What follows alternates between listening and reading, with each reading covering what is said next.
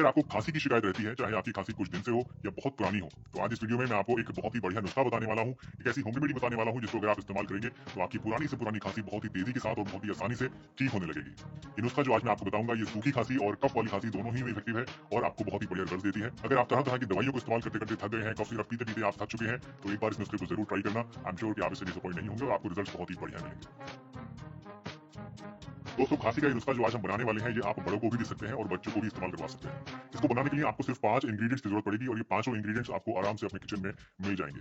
सबसे पहली चीज जो आपको इसमें चाहिए वो है काली मिर्च यानी ब्लैक पेपर। दोस्तों, काली मिर्च जो होती है इसके अंदर एक्सपेक्टोरेंट प्रॉपर्टी होती है।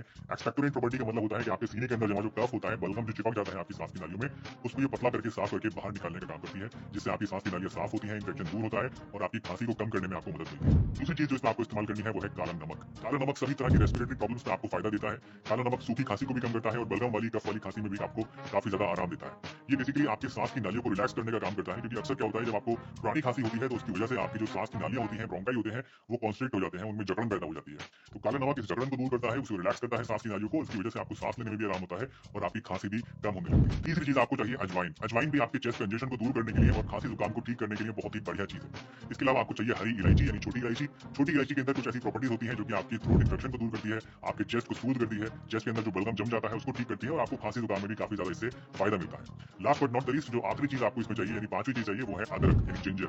अदरक के अंदर एंटी इन्फ्लेमेटरी प्रॉपर्टीज होती है जो कि आपके चेस्ट के कंजेशन को दूर करती है, आपके चेस्ट के अंदर जो इन्फेक्शन हो जाता है उसको दूर करती है, आपके फेफड़ों के अंदर सूजन जो आ जाती है उसको कम करने का काम करती है, आपकी सांस की नालियों को सूद करती है, आपके चेस्ट के अंदर जो बलगम जमा होता है उस बलगम को साफ करने का काम करती है और खांसी जुकाम साइनोसाइटिस जैसी अलग अलग तरह की रेस्पिरेटरी प्रॉब्लम्स को ठीक करने में भी आपको काफी ज्यादा मदद करता है। इस नुस्खे को बनाने के लिए आपको चाहिए 1/4 टीस्पून काली मिर्च का पाउडर, 1/4 टीस्पून आपको चाहिए काला नमक, 1 टीस्पून आपको चाहिए अजवाइन, 4 टीस्पून आपको चाहिए कसा हुआ अदरक और 4-5 आप ले लीजिए छोटी इलायची और इस इलायची की आप बीज निकाल के रख लीजिए, उसका छिलका आपको इस्तेमाल नहीं करना है। इन सभी चीजों को, पांचों चीजों को आप आपस में अच्छी तरीके से मिला लीजिए और उसके बाद आप लीजिए 5 टेबल स्पून गुड़।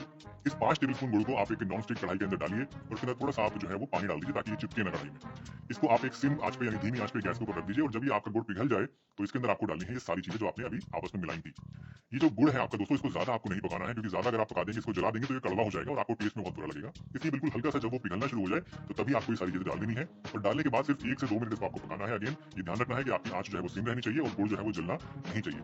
अच्छी तरीके से इसको आप पका लीजिए और उसके बाद इसको आप एक कांच के जार के अंदर निकाल के रख लीजिए। इस नुस्खे को आपको लेना है आधा चम्मच सुबह और आधा चम्मच रात को सोते समय। सुबह में आप इसको किसी भी टाइम ले सकते हैं, लेकिन रात को आप इसको सोते टाइम ही लें और जब भी इसको आप लें तो हमेशा गर्म पानी से इस्तेमाल करें। इसको लेने के बाद आपको कोई ठंडी चीज या कोई खट्टी चीज इस्तेमाल नहीं करनी है और इसके साथ स्मोकिंग वगैरह का भी आपको परहेज रखना है। अगर आपको ज्यादा खांसी कभी आ रही है तो आप इसको एसओएस भी ले सकते हैं, यानी जब जरूरत हो तब भी ले सकते हैं। इसको लेने से विदिन 10 मिनट्स आपकी खांसी जो है वो कम होनी शुरू हो जाएगी। और अगर आपको क्रॉनिक कफ रहती है, पुरानी खांसी है, तो आप इसको 3 से लेकर 7 दिन तक इस्तेमाल कीजिए।